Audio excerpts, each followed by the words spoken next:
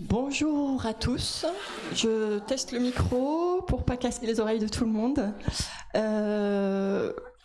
Voilà, donc bienvenue à ceux qui connaissent les lieux et surtout à ceux qui ne connaissent pas les lieux. Voilà, que chacun se sente le bienvenu pour l'ensemble de la journée. Je vais juste introduire, je sais pas si Magali, tu veux dire autre chose pour ouvrir, c'est bon ? Voilà, donc on est très très heureux de démarrer, de vivre cette journée de Festival Terre d'Espérance, rencontre régionale organisée par l'Église protestante unie de France, ouverte à tous. Je pense qu'il y a du Larsen, je ne sais pas où me mettre ou comment me mettre. Non, ça va le son ? Ça va. Donc voilà, j'ai l'honneur et la joie de vous d'introduire Marc-André Sellos. Alors il se trouve que Marc-André, ça fait plus de 25 ans que je le connais et qu'on s'était perdu de vue. Comme quoi, merci aux organisateurs, merci aux occasions de la vie qui font qu'on se recroise. Marc-André alors le nom est très connu. Voilà, très connu. Marc-André est professeur au Muséum d'Histoire Naturelle de Paris, avec tout un parcours. On va faire bref parce que ça ne correspond pas qu'on énumère tout ça. Et dans ses missions au muséum, il y a essentiellement de l'enseignement, qui est quelque chose qui le passionne. Il y a de la recherche. Son domaine de recherche, c'est un mot bizarre qui s'appelle mycorhize. Voilà, c'est des petits champignons sur les racines des plantes. Il y a aussi la gestion des collections du Muséum d'Histoire Naturelle, bien sûr, et puis parmi toutes ces missions, il y a la vulgarisation. Donc c'est dans le cadre de cette mission-là, d'être capable d'expliquer des choses très compliquées, très techniques, de manière très simple pour tous. C'est dans ce cadre-là que Marc-André est avec nous aujourd'hui. Voilà, merci à toi. Merci de ton accueil et merci de votre présence. Alors effectivement, quand nous avons relu à l'instant le programme de ce que je devais vous dire, c'est vaste. Et ce que je voudrais, c'est qu'on ait fait le tour de ce que moi j'ai envie de vous raconter en 30 minutes, de façon à ce qu'on ait le temps de quelques échanges, quelques questions ensuite. Alors, vous savez, je pense qu'il faut se voir comme héritier. Nous sommes des héritiers. Nous héritons de millions d'années, de centaines de millions d'années d'évolution du monde vivant. Cette évolution, elle a parfois été chaotique. Quand les dinosaures ont pris une météorite sur le coin de la tête, ça fait de la place pour nos ancêtres. Ça a été bon pour nous, mais ça n'a pas été bon pour tout le monde. Mais elle a été aussi un processus constructif. Quand vous prenez un antibiotique, il est le produit de plein de retouches, de plein d'optimisations, des mutations des microbes qui produisaient cet antibiotique, qui en ont fait quelque chose qui est extrêmement efficace pour tuer d'autres microbes. Mais quand vous utilisez un antibiotique, vous récupérez des molécules par lesquelles les microbes se font la guerre. Alors par parenthèse, ça c'est pas non plus génial, la guerre. Mais enfin bon, les microbes se font la guerre et certains ont poli au cours de l'évolution avec plein d'essais d'amélioration dont seuls les meilleurs ont été gardés. Ils ont poli des outils pour tuer d'autres microbes. Et en fait, autour de nous, il y a cet héritage de tout un tas de choses qui ont été plus ou moins optimisées, en tout cas qui ont été mises au point pendant des millions d'années, pendant des centaines de millions d'années. Et c'est comme ça qu'on a des yeux, c'est comme ça qu'on a des oreilles, c'est comme ça que les plantes sont vertes. C'est comme ça que les bactéries du sol aident certaines plantes à pousser, et aident certaines plantes comme les pois ou les haricots à contenir beaucoup d'azote.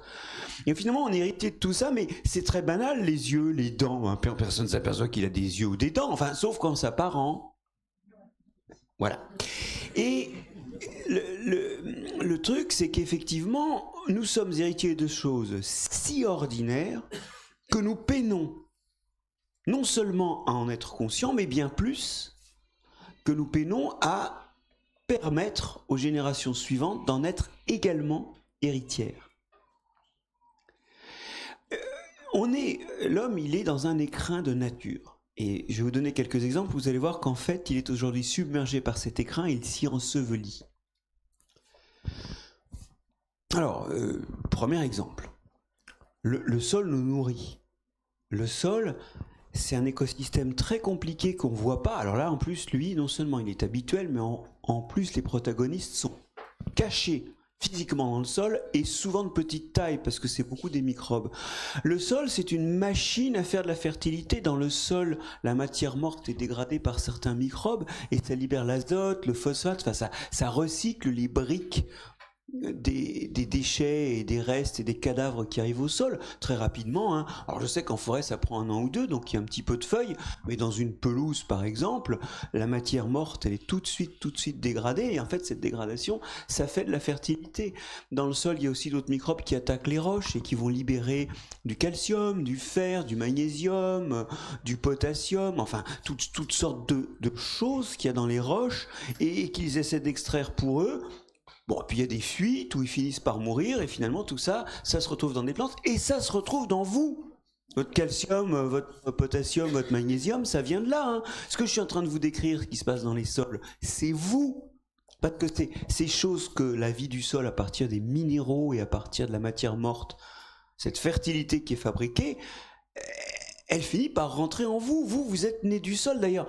Alors il y a dans la Bible les passages qui font sortir l'homme du sol ou de l'argile. Alors à l'époque, hein, on ne fait pas trop la différence, le sol, le sous-sol. Bon, il y a l'idée que nous sommes finalement, nous humains, nous sommes issus de l'humus, et c'est ce qui fait qu'il y a une racine commune aux deux mots. Mais c'est pas que métaphorique, c'est technique en fait. Enfin, vu de maintenant en tout cas. C'est technique, vous êtes fait de sol quelque part, recombiné sous forme de salade ou de rôti de veau peut-être, hein, mais vous êtes fait de sol. Et en fait c'est tellement vrai que quand vous négligez ce qui se passe dans les sols, ben ça se passe mal. Vous voulez 2 exemples ? Un exemple, c'est les engrais minéraux qu'on met maintenant. Alors c'est vrai que ça augmente la production de nourriture, ça pousse plus vite, mais dans le phosphate qui vient de mines, notamment de mines au Maroc, hein, c'est là que sont les grandes mines de phosphate, il y a un métal lourd toxique, le cadmium, qui est présent, et finalement on en amène dans nos sols, et vous savez, ça rentre dans les plantes, et puis ça rentre en vous. La moitié de cette salle est en surdosage de calcium. Nous mangeons tous, en France, de cadmium, pardon, de calcium aussi d'ailleurs, mais de cadmium, nous mangeons en France 1,4 fois la dose maximale recommandée par l'OMS. Et le cadmium, c'est 30% des causes d'ostéoporose en France. C'est sans doute un des acteurs majeurs du plus 3% des cancers du pancréas en France. C'est quelque chose qui fait qu'aujourd'hui on observe qu'il y a des enfants dont la boîte crânienne ne grandit pas assez vite pour abriter leur cerveau. C'est quelque chose aussi qui, alors au milieu de tout un tas d'autres causes, hein, entraîne des problèmes hépatiques et rénaux. Voilà, c'est une catastrophe sanitaire. Pourquoi ? Parce que tu es fait de sol, et si tu négliges ce qui se passe dans le sol, ça peut t'abîmer. Le lien existe, mais il n'est pas entretenu, donc il est vecteur de catastrophe. Bon. Alors, le cadmium, c'est le premier exemple. La deuxième chose, c'est les pesticides. Les pesticides qu'on utilise, alors dans le sol, il y a beaucoup d'êtres vivants, et les pesticides, c'est comme tout ce qui arrive au sol, le vivant s'y attaque. 80% des pesticides sont détruits dans les sols, où ils arrivent, par les microbes qui s'y trouvent. Reste 10% qui restent dans le sol, qui ne sont pas affectés, qui vont éventuellement re-rentrer dans vos aliments, et 7%, le total ne fait pas 100, mais c'est parce qu'il y a des incertitudes dans ce travail de méta-analyse que je vous cite, qui est publié il y a 3 ans, et qui porte sur 30% des écosystèmes agricoles du monde. C'est un truc énorme, hein. 7% finissent dans l'eau. Ah oui, tiens, parce que justement ce sol, la vie du sol fait des trous dans le sol. Vous savez, un petit animal qui se déplace, un petit acarien qui se déplace, un ver de terre qui fait un gros trou, une bactérie qui se déplace. Souriez pas, hein. Une bactérie c'est tout petit, c'est 1 millième de millimètre, mais quand ça se déplace, il y a des bactéries qui se déplacent, ça fait un tout petit trou. Et puis la vie du sol, elle fait aussi des trous en mourant. Genre un filament de champignon microscopique qui meurt, il s'affaisse et il laisse un trou. Une racine qui meurt, ça s'affaisse et ça laisse un trou. Et ces trous, en fait, qui sont en permanence reproduits de la vie du vivant quand le vivant se déplace, à la mort du vivant quand il meurt, ces trous font que le sol retient l'eau. Au passage, il filtre l'eau physiquement, hein, comme un filtre poreux, comme un filtre à café, bon. Mais il la filtre aussi microbiologiquement, c'est-à-dire que la vie des organismes qui sont là vont détruire toutes les molécules. Et quand il pleut, il y a plein de molécules qui viennent de l'air, qui sont des émissions de plantes, qui sont parfois des émissions de l'homme. Il y a tout un tas de molécules que vous ne trouvez pas dans l'eau qui est passée dans le sol. C'est un vrai filtre. C'est un filtre qui retient, qui accroche l'eau, ce qui fait d'ailleurs que les plantes peuvent pousser. Et puis l'eau finit par sortir du sol pour une partie, hein, et c'est cette eau-là que vous buvez. Et d'ailleurs, c'est pour ça qu'aujourd'hui, nos eaux sont contaminées par des pesticides, les fameux 7%.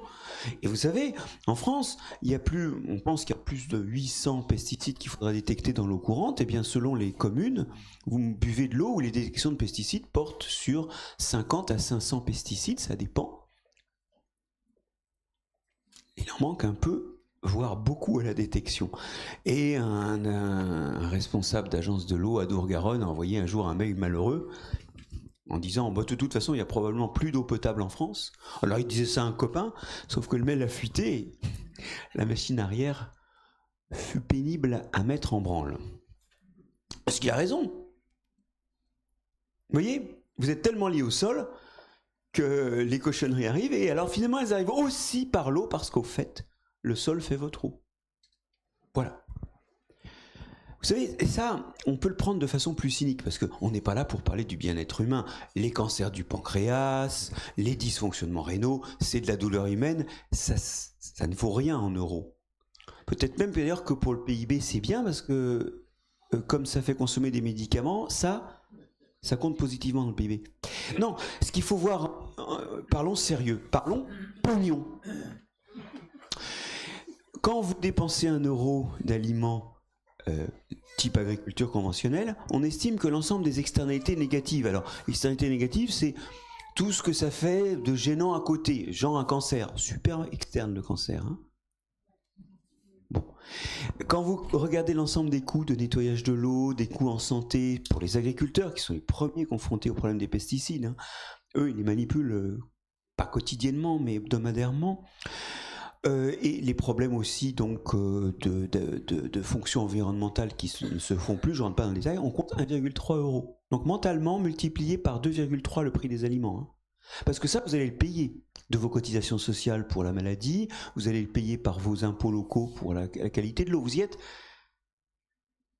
Et en fait, on réalise pas qu'on a un lien à l'environnement, du coup on réalise pas que certains de nos tests d'achat vont abîmer ce lien et nous demander de payer plus après, juste budgétairement.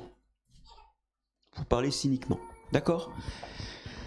L'agriculture que je vous décris, faite de pesticides et d'engrais minéraux, elle coûte 19 milliards d'euros par an en France, d'externalités négatives, dont certaines sont si externes que, je vous le disais, c'est de l'ostéoporose, c'est du cancer. Alors, quand on est arrivé là, on va faire une opération que je fais souvent quand on sort la machine à laver, et dans la machine à laver, il y a les chaussettes de mon fils, alors comme on a des chaussettes un peu brodées, on les retourne avant de les mettre dans la machine à laver, et quand elles sortent de la machine à laver, c'est un tapon avec des espèces de poils de couleur qui sortent. Bah oui, parce que la broderie, hein, enfin les petits motifs, quand vous voyez ça à l'envers, bah, c'est un tapon. Et ce tapon, je le retourne, je l'aplatis avec la main, je le replie en deux, et là, bah, c'est une chaussette brodée avec un petit écureuil qui me dit je t'aime, ou un dinosaure qui essaie d'attraper une souris, enfin, des trucs comme ça. Vous y êtes, et c'est plutôt beau, enfin, c'est la même chaussette. Le tapon hideux. C'est la même chaussette, le tapon hideux. Bah, vous avez déjà déplié les chaussettes de vos ptios, hein, bon. Ça va, le truc c'est que c'est la même chaussette, mais juste on la voit différemment, on la traite différemment. Bah, votre lien à la nature, c'est la même chose. Pour l'instant, il vous abîme parce que vous le gérez pas, et donc il se révèle surtout par des dysfonctionnements, mais on peut le gérer mieux. Et je vais vous proposer 2 perspectives, juste pour résoudre le problème des engrais et puis le problème des pesticides, et puis on passera à la suite après. J'aimerais vous donner un mot d'évolution, parce que là, on a dit l'évolution, on est héritier de l'évolution, mais on est surtout gestionnaire de l'évolution, et on est le début de l'évolution suivante. Donc je vous parlerai d'évolution après, mais je vais d'abord résoudre mes problèmes de pesticides et d'engrais, parce que c'est bien beau de dire, bon, si on a mis des pesticides, pour tuer des insectes ou des animaux ou des champignons indésirables. Et si on a mis des engrais, c'est pour faire plus à manger. Donc le programme, c'est pas de revenir au 19e siècle où il y avait une famine tous les 10 ans. D'accord ? Qu'est-ce qu'on peut faire ? Eh ben, il faut faire pipi bien.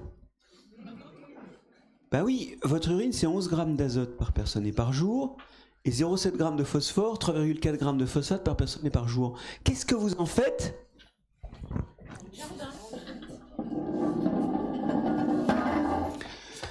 D'abord, quand vous mélangez votre urine avec des crottes qui contiennent des bactéries qu'on ne peut pas mettre dans un sol de maraîchage, en tout cas, parce que c'est des bactéries qui... Bon, on ne peut pas se réinfecter par ces bactéries, sinon il y a des risques de dysenterie. Donc la première chose, vous mélangez l'urine, l'engrais, le pur engrais, parce que l'urine, il n'y a pas beaucoup de bactéries dedans, vous le mélangez à des bactéries qui font que ça ne va pas être utilisable. Deuxième chose, vous laissez l'endroit dans l'état où vous l'avez trouvé, c'est-à-dire que vous diluez l'engrais, alors en plus, détail comique, dans de l'eau potable. Bon. Mais vous diluez l'engrais, ok, et ensuite cet engrais, troisième catastrophe, dans les tuyaux, il rejoint des eaux de ruissellement qui ont ruisselé sur des toits ou dans des canalisations où il y a du zinc. J'ai bien peur que la canalisation soit en zinc, qui ont ruisselé sur des routes où il tombe les hydrocarbures des voitures. Vous savez, il tombe des cambouis, des choses comme ça, notamment quand il pleut et que les gouttes de pluie, les gerbes d'eau de pluie soulevées par les voitures rincent le bas de caisse des voitures. Le bilan, c'est que dans les stations d'épuration, vous avez des boues super riches en azote et en phosphate, mais on peut pas ça dans les champs parce que c'est contaminé par des métaux lourds et des hydrocarbures. Mais vous payez des impôts locaux pour quand même essayer de disperser ça dans la nature. Pendant ce temps-là, les agriculteurs se ruinent à acheter des engrais. Et ils se ruinent au point qu'ils se pendent 43 fois plus, ils se tuent, ils se suicident 43 fois plus, 43% plus, pardon, que la population standard. Donc ça va mal, hein. Et il serait temps de faire pipi dans les champs. Alors vous allez me dire, oh là là, c'est quoi cette histoire ? En fait, il nous faut des tuyaux pour emmener l'urine, voir l'urine et les fesses, mais il faudra traiter avant, parce que nous urinons, bon an, mal an, 30 à 40% des besoins de l'agriculture française en azote et en phosphate. Alors vous allez me dire, oui, quand même, s'il faut... Bah écoutez les amis, justement on est à Lyon, ça tombe bien, à Lyon, au 19e siècle, il y avait un merdoduc. Alors le principe du merdoduc c'est simple, les fosses d'aisance étaient vidées par des véhicules qui amenaient ça à un point où ensuite c'était aspiré vers des stations qui étaient dans la banlieue lyonnaise et où les gens venaient se servir en engrais humains. Il y a eu ça à Lyon. Oui, il y a eu 2 axes de merdoduc dont un ensuite a été nettoyé et a servi en sens contraire à ramener de l'eau. Pourquoi ? Parce que en fait à un moment, le pompage des fosses d'aisance ça puait un peu. Puis en plus c'était avec des véhicules qui étaient actionnés au charbon, donc ça, il y avait la fumée. Bon. Et les gens ont dit il faut raccorder les fosses d'aisance des maisons au merdoduc. Mais à ce moment-là, il y avait une option qui était de les raccorder au Rhône. Ça s'appelle tout à l'égout. Et c'est ça qui a été fait finalement. Dans un premier temps, tout est parti dans le Rhône. C'était plus simple que de raccorder au merdoduc. Donc le merdoduc a disparu et l'un de ses 2 bras est devenu un axe d'adduction d'eau à Lyon qui fonctionne encore. Bon, on espère qu'il était bien rincé, mais depuis le temps ça doit être bien rincé. Alors le truc c'est que si vous voulez, il va falloir retrouver ça parce que si vous rajoutez aussi un peu d'engrais animal, alors pour ça il faut que l'élevage se fasse pas que dans certaines régions et l'agriculture pas que dans certaines régions. Il va falloir retrouver polyculture élevage.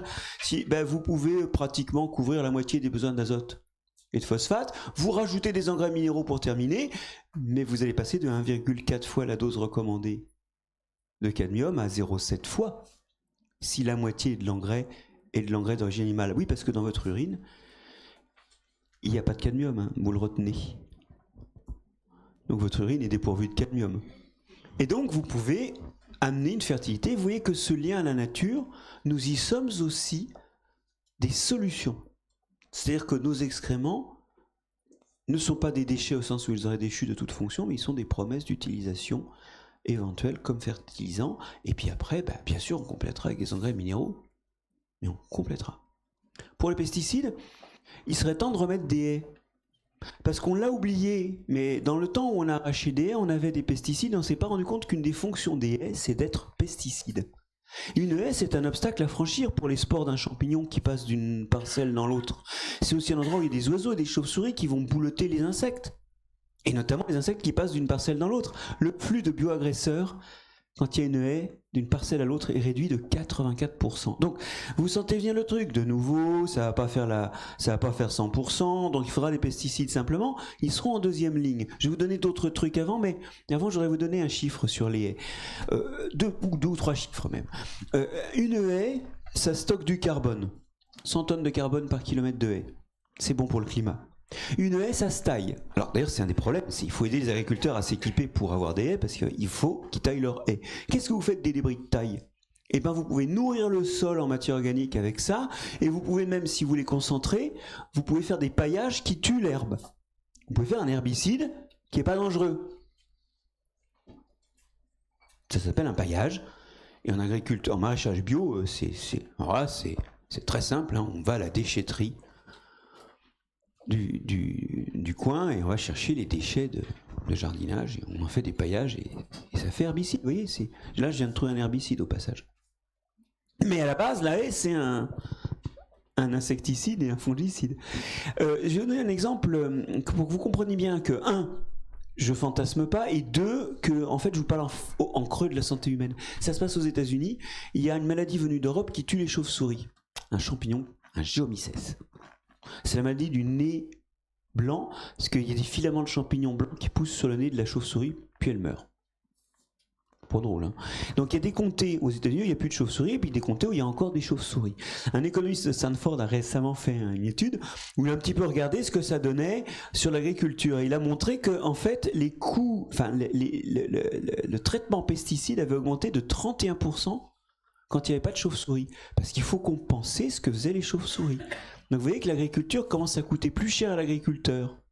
Mais le vrai chiffre qu'il faut retenir, c'est que dans les comtés où il n'y a plus de chauves-souris et où donc l'usage des pesticides a augmenté, la mortalité infantile a augmenté de 8%. Et le surcroît de mortalité, c'est des malformations à la naissance et des cancers juvéniles. D'accord ? Moïse, en fait, on parle de l'homme, là. Parce que depuis tout à l'heure, vous avez peut-être l'impression que je veux vous faire aimer les chauves-souris. Mais moi, je m'en fous des chauves-souris. C'est les enfants qui m'intéressent. Bon. Mais là, alors là, si on regarde, par contre, c'est quand même un peu plus facile de deviner que la Sécu qui paye, c'est... Il y a un moment, ça... Bon. Donc, pour revenir à ça, ce qu'on veut, nous, on a la chance, hein, nos chauves-souris sont pas malades. Sauf qu'elles n'ont plus d'endroit où habiter. C'est pour ça qu'on veut des haies. Alors vous allez me dire, ça fera peut-être pas tout. Bah oui, alors je vous passe les détails. Si vous en voulez des détails, normalement, j'ai une tribune qui paraît dans Le Monde là-dessus la semaine prochaine, parce qu'en ce moment, on veut nous remettre des insecticides et des pesticides. C'est la loi Duplon, le projet de loi Duplon, mais on oublie qu'il y a des alternatives. Et que si on ne sortira jamais complètement des pesticides, c'est possible. En revanche, on doit les mettre en dernière ligne. Et on doit avoir construit un paysage où les maladies ne se propagent pas. Si vous faites des cultures mélangées dans un champ, alors vous allez me dire, ouh là là, c'est quoi ce truc ? Bah, ça peut se faire en mélange pied à pied. Vous pouvez mettre des céréales et des légumineuses ensemble. Ça se fait, ça. Hein. Ou ben, vous pouvez avoir des bandes alternantes. Dans ces systèmes-là, alors il se passe plein de choses. Hein. Ça augmente de beaucoup la disponibilité en éléments minéraux. Ça augmente beaucoup aussi la production, pratiquement de 30%. Parce que les plantes ont des besoins complémentaires, donc elles sont un peu en concurrence, mais pas que, elles exploitent mieux les ressources. Mais surtout, si vous faites des cultures mélangées, ça réduit de 40% la pression de maladie. Donc oui, j'empile tout ça, plus quelques autres choses bien faites, allez, hop, et à la fin, bah, j'active le pesticide quand vraiment il y a un problème. Mais j'ai d'abord utilisé le vivant comme solution. Et du coup, je serai moins exposé aux pesticides. Et comme en plus on l'utilise moins souvent, il y aura moins de résistance, et donc... eh ben on en mettra moins. Les fois on l'utilisera. Si tu veux garder transmettre tes questions, il faut que tu t'arrêtes de parler dans 10 minutes. Voilà. Très bien. Alors je voudrais juste, maintenant, oui, ce lien, c'est un lien où nos choix de consommation, nos déchets peuvent influencer les écosystèmes et ces écosystèmes peuvent nous influencer aussi. On est vraiment très très liés au vivant, on est dans un écrin, pour l'instant je vous le disais, cet écrin nous submerge, mais quelque part en comprenant ce qui se passe, hop, on peut retourner la chaussette et on peut faire différemment. Et avoir des gestes qui soient plus à même finalement de ne pas nuire à l'homme. J'ai renoncé moi à défendre la protection de la nature, la protection de l'environnement, la protection de la planète, parce que ça ne marche pas. On a 30 ou 40 ans de tentatives de dire il faut protéger la nature, il faut protéger la planète. Oublions la valeur intrinsèque de ça, oublions l'impératif moral absolu qu'il y aurait à préserver ça, ça marche pas. Moi maintenant je parle juste de préserver l'homme, et comme on a fait beaucoup de conneries, j'ai des chiffres, ouais, je peux compter des morts. J'aligne des morts, il y en a qui alignent des divisions, moi j'aligne des morts. Pour compléter ça, je voudrais vous dire que je vous parlais de cet héritage de l'évolution. Et il faut comprendre que nous sommes aussi en train d'évoluer aujourd'hui, et le monde autour de nous évolue. D'ailleurs, la Covid vous a montré que les virus savent très bien évoluer, que c'est pas toujours une bonne nouvelle, mais l'évolution elle est permanente. Et d'ailleurs, la résistance aux pesticides. Tiens, je vais vous parler de la résistance aux antibiotiques. Je commençais avec un exemple d'antibiotique, qui est un truc super pour sauver des vies.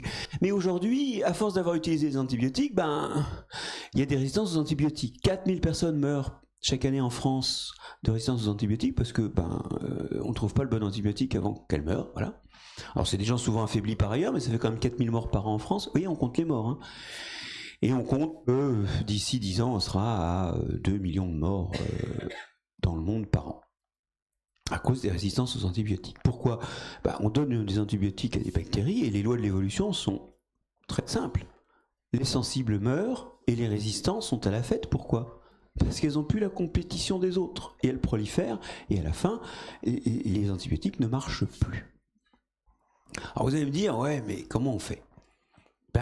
On fait que l'évolution ne soit pas juste une croyance en le fait que le monde a changé. Alors je fais juste une petite parenthèse, je ne sais pas où vous en êtes dans ce chemin-là, mais même si vous imaginez que le monde a été créé par Dieu, ce qui n'est pas mon cas, mais si vous l'imaginez, eh bien Dieu a pu créer un monde qui évolue. Tiens, si le créateur est grand, il peut très bien avoir fait une machine qui a des propriétés aussi sublimes que celles de créer du changement, créer de la nouveauté. Bon. Donc là, il y a quelque chose qui me paraît complètement pas antagoniste avec une pensée religieuse. C'est important parce que très souvent on a voulu croire qu'il y a une opposition. En gros, ça venait à nous faire croire que le créateur n'était pas capable de faire une création dotée de propriétés extraordinaires comme celle d'évoluer. Bon, pour moi, il n'y a pas de hiatus. Bon, voilà. Je n'accompagne pas ma femme à l'église, mais je vois ma femme aller à l'église sans aucun problème.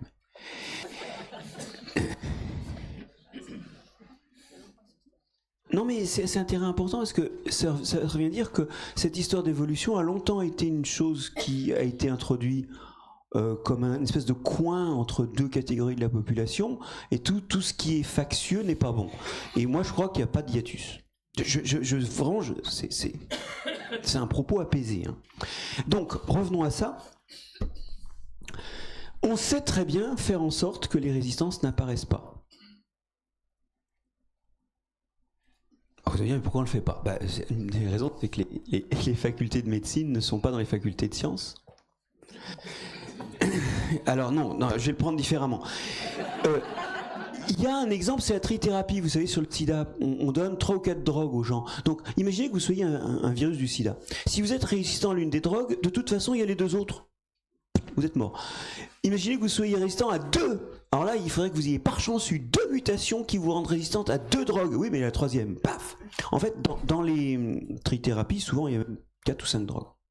Et la probabilité qu'apparaisse à un moment un truc qui porte simultanément, parce que sinon ça sert à rien, les 3, 4 ou 5 résistances, elle est tellement petite que le malade meurt de vieillesse avant qu'il y ait un virus qui ait eu la chance de trouver la sortie. Vous y êtes ? Bon, pourquoi on donne les antibiotiques un par un ? Pourquoi on donne les antibiotiques toujours les mêmes d'une année sur l'autre, et pas 3 antibiotiques une année, puis pouf, l'année suivante, au niveau de tout un continent, on se dit on n'utilise plus cela, on n'utilise que cela. Et donc là, ceux qui sont devenus résistants, ils n'ont aucun avantage, ils sont dégommés. Créer des hétérogénéités dans le temps et donner des drogues multiples, c'est ce qu'on veut.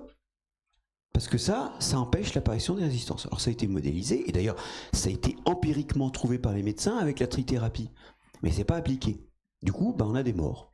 Mais si vous comprenez que l'évolution, c'est pas juste un décor, c'est vraiment un outil, et que la médecine, c'est gérer l'évolution des microbes, comme d'ailleurs l'agriculture, c'est gérer l'évolution des indésirables des cultures. Je vous disais tout à l'heure, je mets pas souvent de pesticides, en plus je pourrais peut-être les mettre par 2.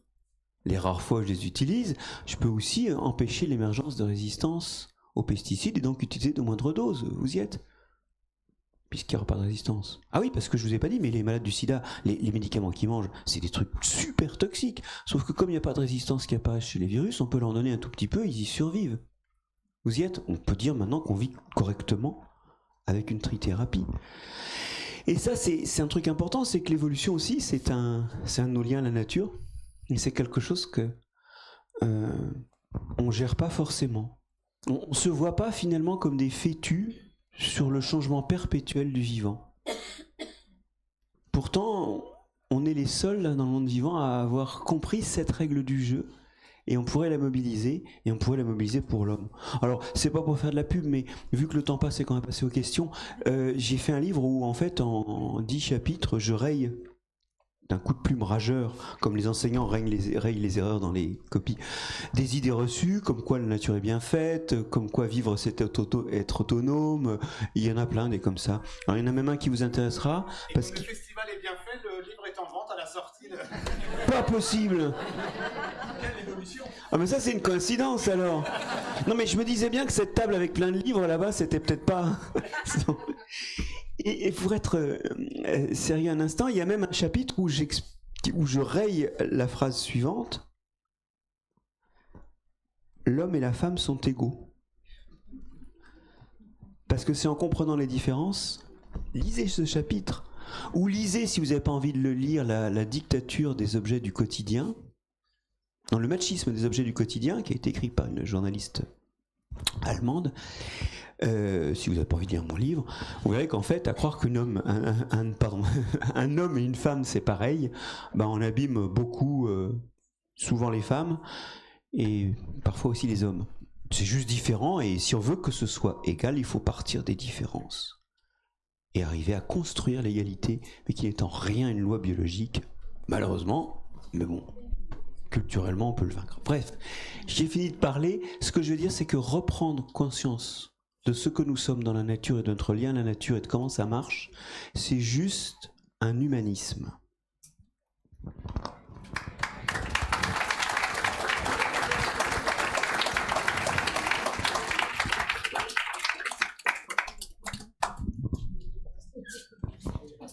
Merci beaucoup Marc-André.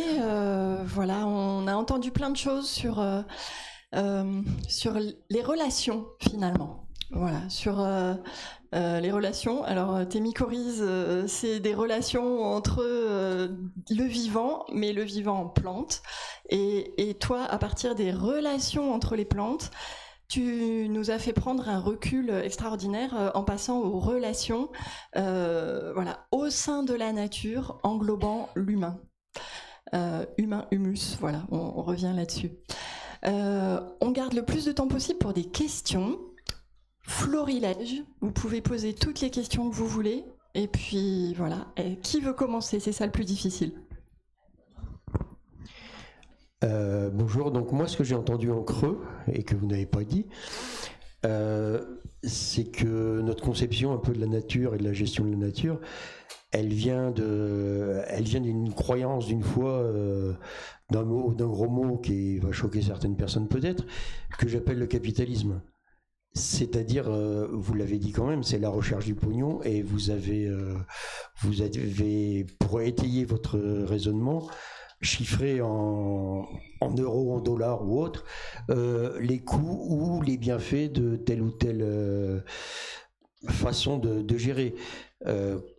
Quand vous parliez de la gestion justement des antibiotiques, je pense que la recherche du profit fait que effectivement les trithérapies pour les antibiotiques, ça serait pas un gain très très fort pour les industriels de la chimie, quoi.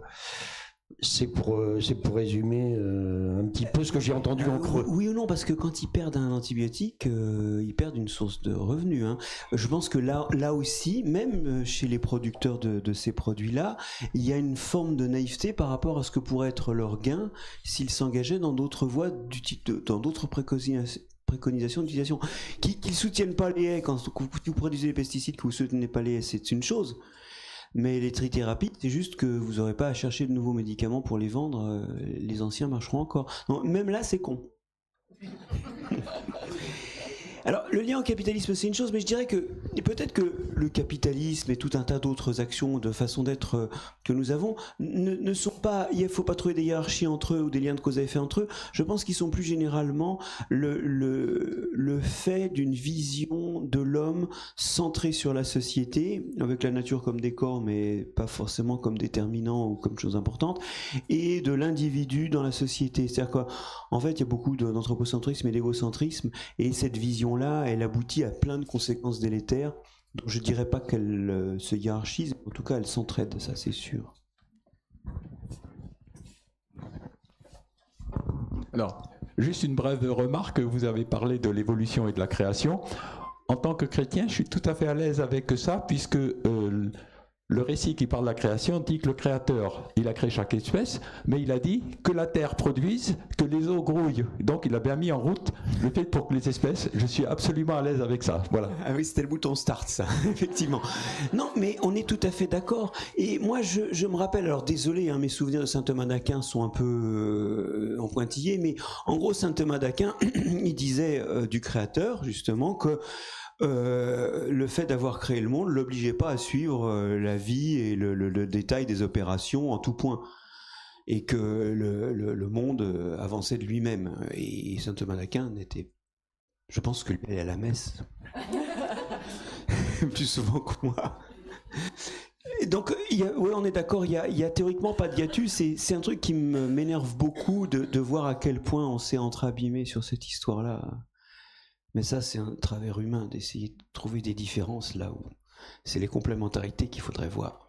D'ailleurs, je vous ai parlé des complémentarités avec la nature, au fait.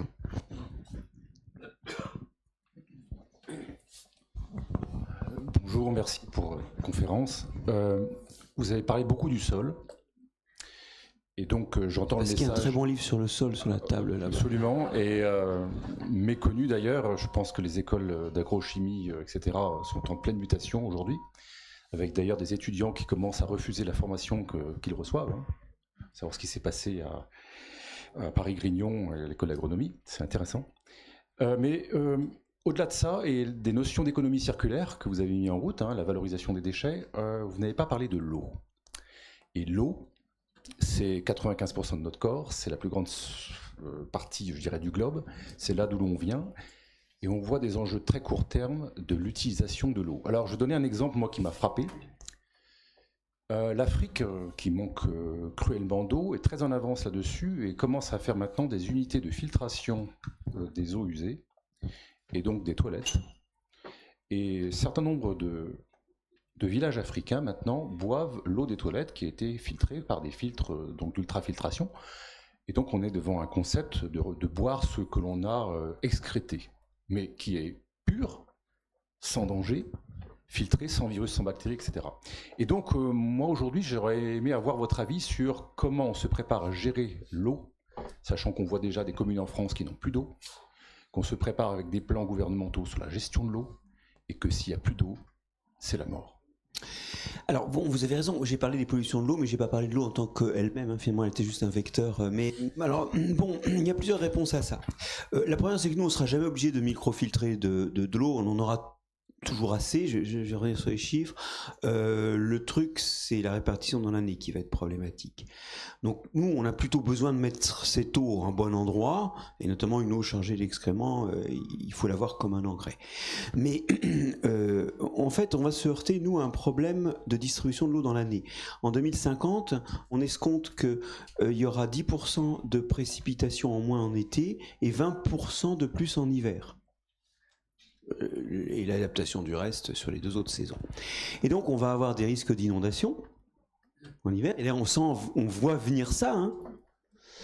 fin d'automne, début d'hiver, et on aura de la sécheresse estivale. Comment faire ? Il faut avoir des sols qui sont le plus vivants possible pour qu'ils soient le plus troués possible.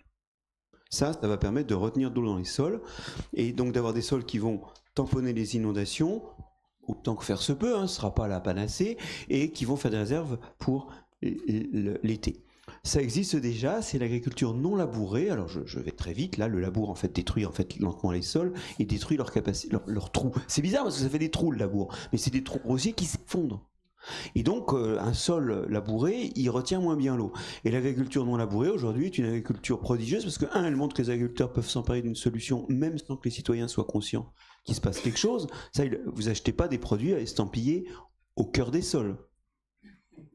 Qui connaît le label au cœur des sols ? Bon, c'est l'agriculture non labourée, c'est une agriculture qui en fait se propage non pas par la demande, elle n'est pas tirée par la demande, mais parce qu'elle résout techniquement des problèmes. Donc ça, c'est une chose assez importante. Ensuite, il faut avoir des sols pour stocker l'eau, et voilà. Il va falloir mettre un maximum de sol en ville, de façon à ce que les villes puissent boire les inondations. C'est ce que fait Berlin. Berlin se construit en ville éponge, SIC. C'est-à-dire que Berlin ouvre du bitume, remet de la végétation sur des sols à nu, et de façon à pouvoir boire les crues de la Spree. Qu'est-ce qu'on peut vous donner d'autre comme conseil ? D'adapter les cultures. Et c'est vrai que faire des bassines, c'est sympa, mais la question c'est... Alors on peut discuter les bassines, il y a bonnes bassines, mauvaises bassines. Il se trouve que Sainte-Soline n'est peut-être pas la pire des bassines techniquement, écologiquement. Mais de toute façon c'est con les bassines, ça sert à rien de ne pas changer, à ne pas s'adapter, à ne pas évoluer, ça on sait que c'est pas jouable maintenant. Le truc c'est surtout de passer à des cultures qui demandent moins d'eau. Et effectivement, moi je vois qu'on se cramponne au maïs dans le bassin aquitain, mais il est temps de passer au sorgho, les amis. Alors évidemment, ça demande des recalibrations massives des exploitations et des industries. Et peut-être que c'est là aussi que la puissance publique doit amener les moyens de cette transition. En tout cas, voilà, on pourrait parler de la France à plus 4 degrés, mais il y a des outils dans la nature pour aller vers le changement climatique. On est très bien au niveau du temps, il nous reste 8 minutes. Alors, qui a la prochaine question ?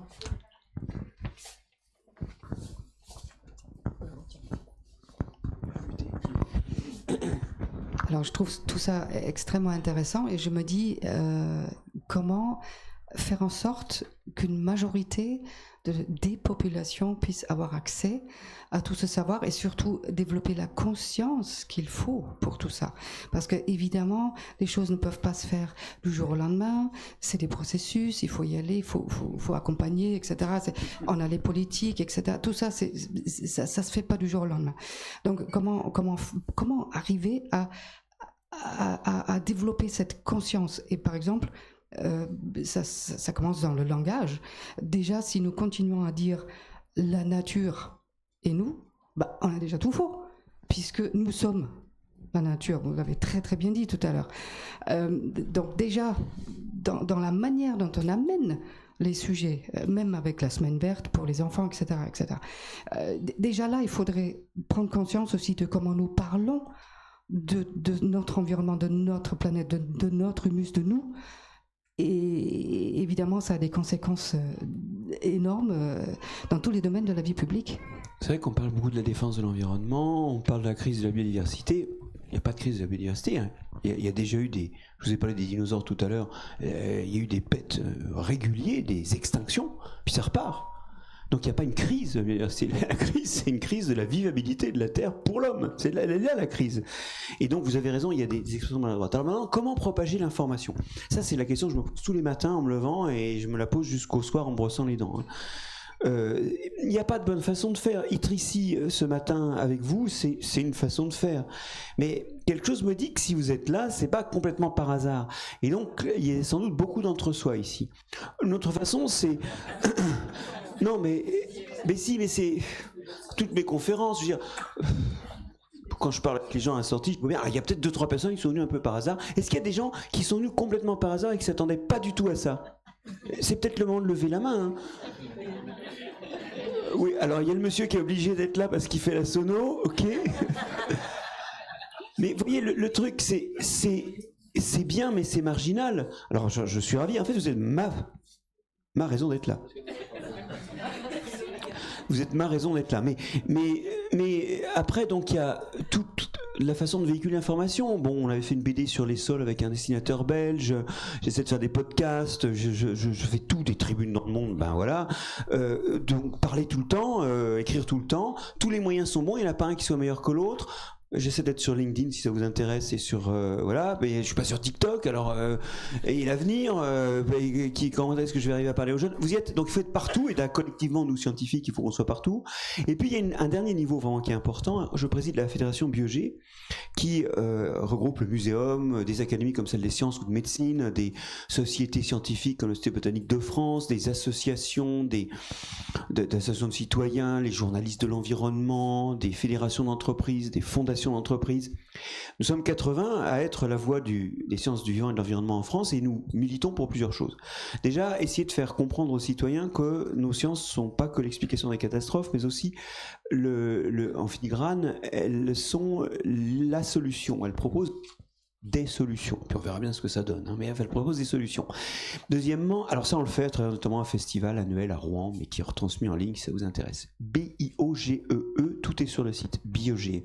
C'est un mot qu'on emprunte à Michel Serres parce que justement, deuxième point, nous on est pour l'interdisciplinarité, justement, pas créer de ligne de fracture entre les disciplines, mais opérer des complémentarités. On peut pas dire, comme vous le suggérez, que l'économie c'est une autre forme de la gestion de la nature, sans dire que parler de la nature sans un économiste, et quand on est économiste, parler d'économie sans un naturaliste, ça marche pas. Très bon livre d'Harold Levrel sur l'économie circulaire. Quelqu'un parlait d'économie circulaire tout à l'heure, professeur du muséum qui a écrit un livre sur l'économie circulaire. Bon, donc, en fait, on a besoin d'interdisciplinarité et nous, on prône de l'interdisciplinarité et surtout, troisième temps, on milite, mais on n'y arrive pas, pour qu'il y ait plus d'enseignement des sciences du vivant et de l'environnement aux jeunes, pour qu'ils comprennent mieux les mécanismes, qu'ils soient plus à même de croire aux solutions et plus motivés à investir, à payer beaucoup maintenant pour ne pas payer très beaucoup plus tard. Et ça, Biogé, c'est malheureusement un truc qui patine parce qu'aujourd'hui, dans l'enseignement, plus il y a d'enseignants d'une discipline, plus la discipline peut peser sur le ministère, plus elle gagne d'heures. Donc les petits se rétractent, les gros grandissent. Aujourd'hui, on augmente l'effort d'enseignement de mathématiques, alors que ça marche pas, très bien. Et les sciences vivantes, c'est 0 heure au primaire et 1 heure par semaine dans le secondaire. Comment tu veux avoir une sexualité correcte et te nourrir correctement avec que ça? En même temps, vous êtes d'accord que l'alimentation, il y a un hédonisme lié à ça, et la sexualité, ça se réduit pas du tout au SVT. Il faudra le prof de français, il faudra le prof de philo. Vous êtes, il faut de l'interdisciplinarité, mais il faut en parler quand même aussi sous l'angle vivant. Et ça, alors, si vous avez une bonne solution pour Biogé, là, je serais content. Mais c'est le grand espoir, c'est que nos enfants soient meilleurs que nous n'avons été. Et pour ça, on met des impôts dans l'éducation nationale, et ce serait bien qu'on se préoccupe un peu de savoir si vraiment on s'en donne les moyens. Et moi, j'en suis pas sûr. Je pense que continuer à former si peu aux vivants est une façon de mutiler la jeunesse, avec des impôts. Est-ce qu'on essaye une dernière question en 2 minutes? Alors, la question que je voulais poser a été posée par Elisabeth, et je t'en remercie.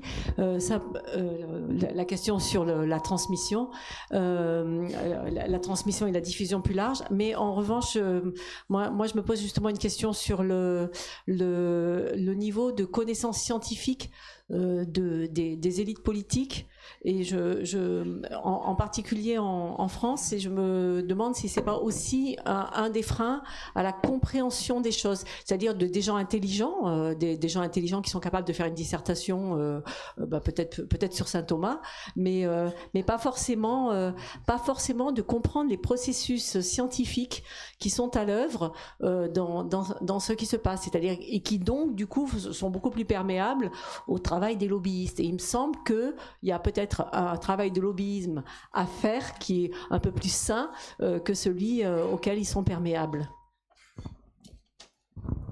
Alors en fait, bon, oui, il y a quand même des politiques qui sont de bons scientifiques. J'avais lu avec beaucoup de plaisir la tribune de Philippe Juvin, un député LR, qui est médecin et qui avait écrit dans Le Monde justement sur l'ignorance des politiques et le constat que vous faites, mais il incarnait lui justement, et parce que alors justement sur les aspects scientifiques il est assez robuste, hein, il incarnait, je trouve, assez bien la preuve qu'il y a quand même des politiques qui savent faire. Et moi j'en connais, hein, je travaille avec certains à l'Assemblée nationale ou ou au Sénat, qui sont effectivement en train d'essayer, notamment de promouvoir des lois pour soutenir le zéro artificialisation nette et la défense des sols, ou s'opposer au retour des pesticides. Il y en a un qui travaille là-dessus.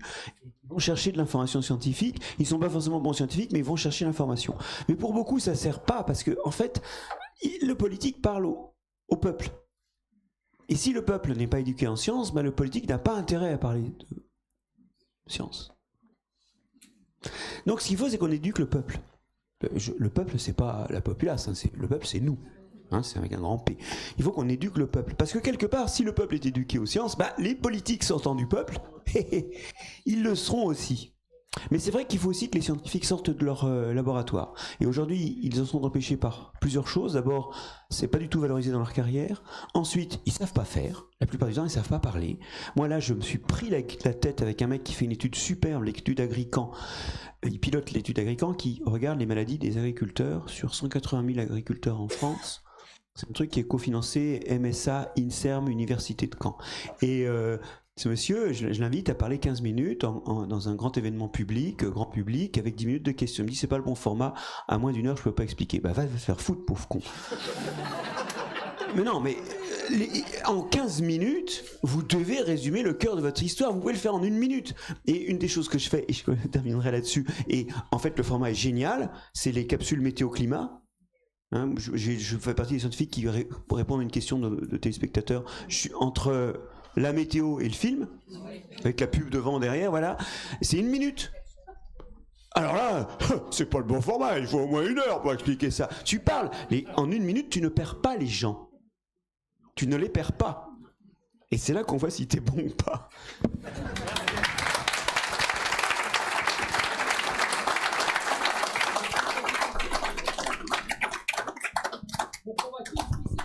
Voilà. Et il vous reste donc 1 minute pour changer d'atelier. Voilà, c'est ça.